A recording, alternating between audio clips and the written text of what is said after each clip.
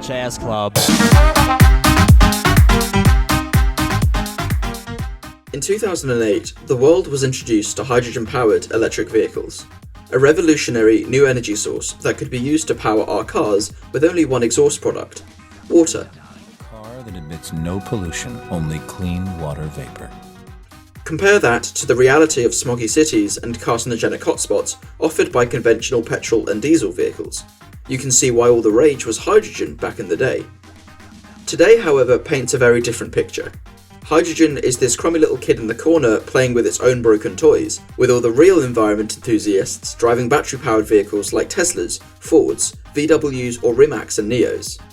This criminal demotion of hydrogen is just not acceptable, and the primary reason why this superior, beautiful technology is not king on the road is the difficulty with which hydrogen is to produce and transport so that your cars can use it for food. So I set out to design and plan a hydrogen fueling station that can service all the guzzling needs of the average busy petrol station, with the hydrogen being produced on site rather than in some massive production plant hundreds of miles away. This, I identified, was the primary reason why hydrogen has not been adopted at mass. In this project, I wanted to answer what happened to hydrogen vehicles.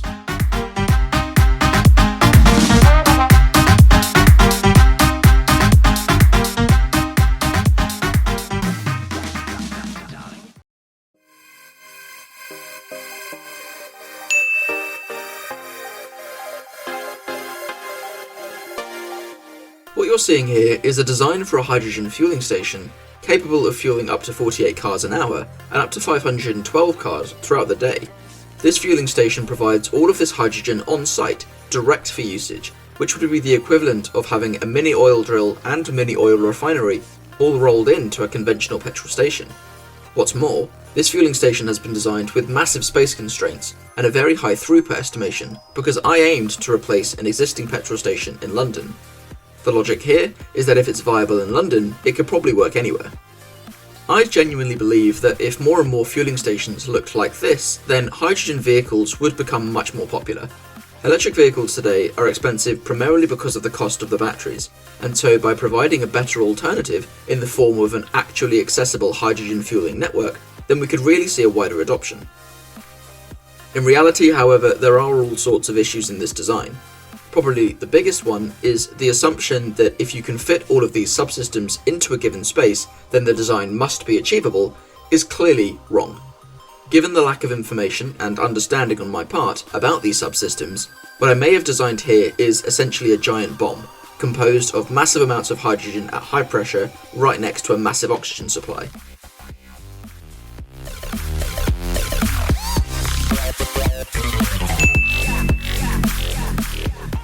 There are 5 core questions I wanted to answer in this project. How much hydrogen would be required each day to fuel all the vehicles? How do we store this hydrogen when it's being produced but demand is lower? How do we pressurize the hydrogen so it can be put into the cars? How do we deliver the hydrogen to the cars? And can we make this all run on renewables so that it's green hydrogen? I spent the first day tackling the question of how much hydrogen would be required. This boiled down to 2 factors. What type of fueling station are we going to replace, and what vehicles are we going to fuel? You see, a motorway service station has an extremely high throughput throughout peak hours, and fuels cars, motorbikes, vans, lorries, all sorts, but they also tend to have a lot more space available. An inner city petrol station, on the other hand, still has a high throughput during peak hours, but will also see a baseline going into the early hours of the morning. Space is much more confined, but we won't have to worry about lorries or other large vehicles. I selected a local petrol station and went over there to measure and estimate the throughput of vehicles throughout the day. I then selected the Hyundai Nexo as my baseline average vehicle, as it has one of the largest tanks of all hydrogen cars.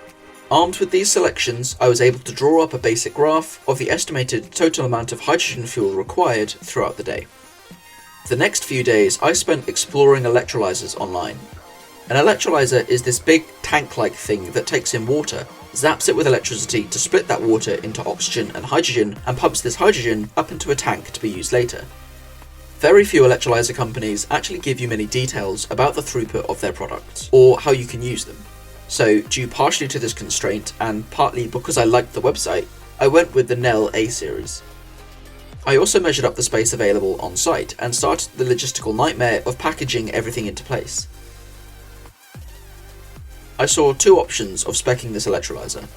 Option 1 is to specify your hydrogen production capability against the peak hydrogen demand, so that you can always make hydrogen as and when it's needed. The drawback to this is that for all hours of the day that you're not experiencing peak demand, you have a massively overspecced production capability. The alternative is to specify your production capability against the average demand, using an intermediary tank as a buffer that fills up during off-peak hours and depletes during peak hours. After a bit of mathematical gymnastics, I came to my first two items on the bill of materials. One Nel A-series hydrogen electrolyzer, and one storage buffer tank with a capacity of 867 kilograms of hydrogen. Storing this amount of hydrogen at atmospheric pressure would take over 10,300 cubic meters of space, which is about the same volume as 4 Olympic swimming pools. Hydrogen electric cars store the hydrogen at a pressure of 700 bar, which means that they can store a huge amount more hydrogen in the same volume compared to atmospheric pressures. But storing all of my buffer at this pressure invites complications too. Storing hydrogen at this high pressure invites higher leakage losses. The containers and pumps need to be thicker and stronger to withstand the greater pressure differences, and should an accident or leak happen, the destructive power would be far more devastating. An industry standard for storage is 200 bar, and fortunately, Nel even provide 200 bar storage vessels that plug directly into their electrolyzers. The last few days of week 1 was spent on speccing the storage tanks and adding these to my bill of materials. The decision to store the hydrogen at 200 bar meant I would have to investigate ways of pumping the hydrogen on demand for the vehicles, and so I spent the weekend of week 1 tackling this question. Again, we come across the issue of, do we spec our pumps to operate at a peak rate, providing 700 bar as and when it is needed, or at an average rate with the need for a high pressure buffer tank as well? Since the pump systems are considerably cheaper and take up considerably less room than the electrolyzers, I opted to spec my pumps against the peak demand. There is a huge range of gas pumps available, and I was tempted to spend the remainder of my project designing a pumping system. But instead, I opted for the Nel H2 stations and added 5 of these to my bill of materials. I've omitted the details in this breakdown to avoid confusion, but on day 7, which was the Sunday, I found that I couldn't maths properly, and had clearly failed to count to 8. I'd been doing all of my assumptions on 6 fuel dispensers, and as I walked past the petrol station again on Sunday, I realised my mistake.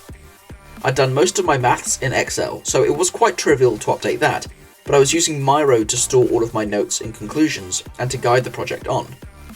Miro is not built for these mathematical interplays, so I spent a shameful amount of time on day 7 redoing previous work and re-researching various Nel spec sheets. I do have to say, Miro is awesome for note-taking and collaboration, but I've learnt my lesson that it's not for engineering. Kicking off week 2, and I was keen to do some CAD.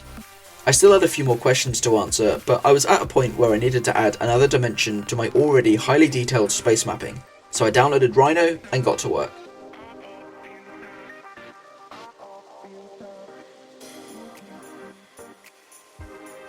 I then tackled the question of how to deliver the high-pressure hydrogen to the cars.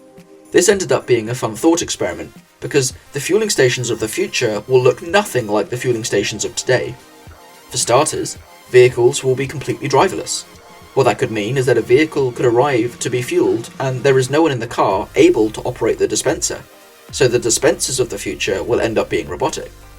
What this means is I could design a very different arrangement and style of fuel dispensers than what currently existed on site.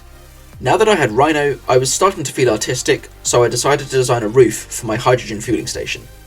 I knew an ultimate goal was to attempt to produce renewable electricity on site that could at least offset the power requirements for the electrolyzers, so I explored various designs with south-facing roof slants to see which I liked the most.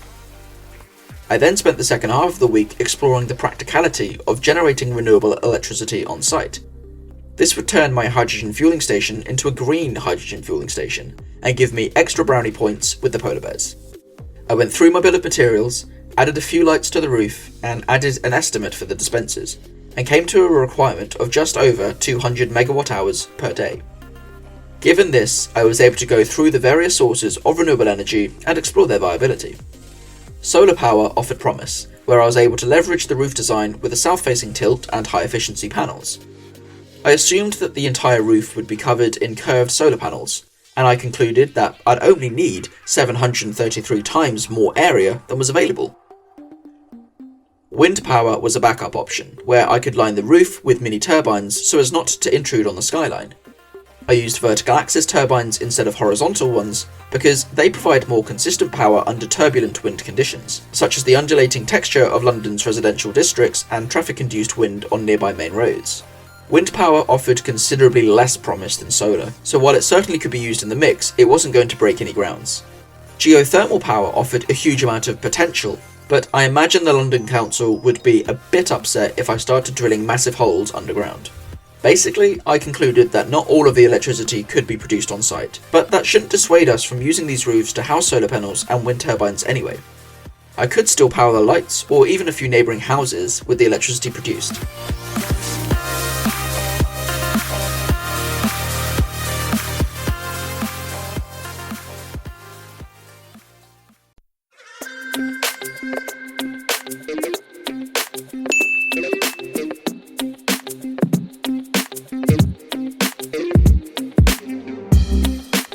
It's not my place to say where hydrogen cars will be in the future, but I'm going to anyway. Pure electric offers some benefits that pure hydrogen will always struggle to match, which is why most hydrogen vehicles have a battery in them anyway. Battery-powered EVs will have easier automatic charging when parked, higher capacity for regen, and the ability to be used almost anywhere. That being said, there are some factors that will affect hydrogen's trajectory a little more than you think. When all vehicles are driverless, at least in designated areas like motorways, then cars will be permitted to drive much faster on roads, and people will live much further away from their place of work and travel much greater distances. This plays a lot more in favour to hydrogen vehicles, who have far higher range and far higher potential for longer range over electric vehicles. When the aerospace industry adopts a new technology, it almost instantly becomes affordable overnight. As soon as viable hydrogen aircraft come onto the scene, electrolyzers and fuel cells will plummet in cost, making hydrogen cars far more accessible and affordable. There is a concept called mobility as a service that means you can get from A to B using any mode of transport necessary, and it's all covered under one package. This is like combining the underground and buses of TfL with the driverless taxis of Uber, Boris bikes and Ovos, and even the long-range services of the train networks, coaches and intercity air travel.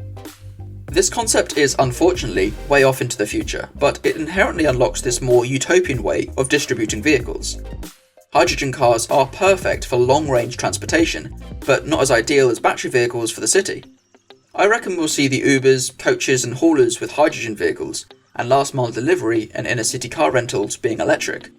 It's not a one-size-fits-all approach, and what hydrogen vehicles do is provide a better vehicle in their suited conditions, rather than aiming to completely wipe out the battery vehicle market.